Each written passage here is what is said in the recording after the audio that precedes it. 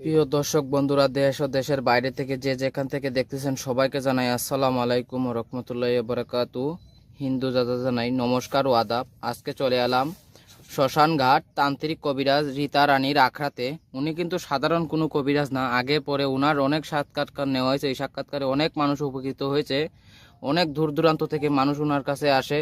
আমি অনেক দূর থেকে এসে ওনার সাথে দেখা করার কিছু সময় পেয়েছি। বিস্তারিত কথা ওনার মুখ থেকে জেনে নেই। নমস্কার। নমস্কার।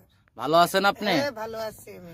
আপনি তো দেখতেছেন অনেক কিতাব আতাব, অনেক জিনিসপত্র নিয়ে, অনেক আসনের জিনিসপত্র নিয়ে বসে আছেন। আপনি কোনো কাজে আছেন নাকি? জি, জি, আমি একটু কাজে আছি। একজন মেয়েকে একজন ছেলের প্রতি একটা মেয়ে আর ছেলেকে বাধ্য করে। আমরা কি কাজটা দেখতে পারবো? জি, জি, দেখতে পারবেন। কোনো সমস্যা হবে না তো? না, কোনো সমস্যা তো হবে না। দর্শক বন্ধুরা, আপনারা সত্যি থেকে দেখেন ওনার কাজটা। আপনি তাহলে কাজটা শুরু করেন, আমরা দেখি।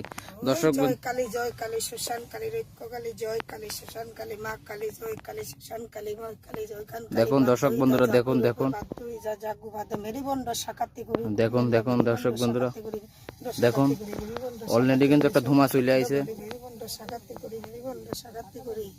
দেখুন দর্শক বন্ধুরা, দেখুন অলরেডি কিন্তু একটা আগুন চলে আইছে। দেখুন দেখুন দর্শক বন্ধুরা, অলরেডি কিন্তু এই কাজটা কত ঘন্টার ভিতরে হয়ে যাবে? 12 ঘন্টার জন্য, নাহলে 24 ঘন্টার জন্য। 6 থেকে 12 ঘন্টার ভিতরে। 6 থেকে 12 ঘন্টা। আপনি কি কি ধরনের কাজ কাম করে থাকেন? আমি কাজ করি, অবাধ্যকে বাধ্য করি, ছেলে মেয়ে বাধ্য, প্রেম ভালোবাসার ব্যর্থতা, মা বাবাকে বাধ্য করি, জায়গা জমি নিয়ে, জি ব্যবসা বাণিজ্য নিয়ে, উন্নতি নিয়ে, পাওনা টাকা আদায় করা, জায়গা জমি নিয়ে ভেজাল, হারানো জিনিস খুঁজে দেওয়া, নিঃসন্তান, ব্যর্থতা, জি আরো ইত্যাদি ধরনের কাজ কাম করে থাকেন। আর ইত্যাদি কাজ আপনার করি। স্বামী স্ত্রীর অমিল আরো ইত্যাদি ধরনের কাজ কাম করে থাকেন। আপনি কিসের মাধ্যমে কাজ করে থাকেন? আমি কালীর মাধ্যমে কাজ করি। জি কালের মাধ্যমে। আপনার বর্তমান শিক্ষা প্রতিষ্ঠান কোন জায়গায়? জি, জি, আমার শিক্ষা প্রতিষ্ঠান শ্মশানঘাট। জি জি, তাইলে শ্মশানঘাট। যারা সরাসরি আসবে তারা সরাসরি শ্মশান দুর্গাপুর এসে পড়বে। জি, জি।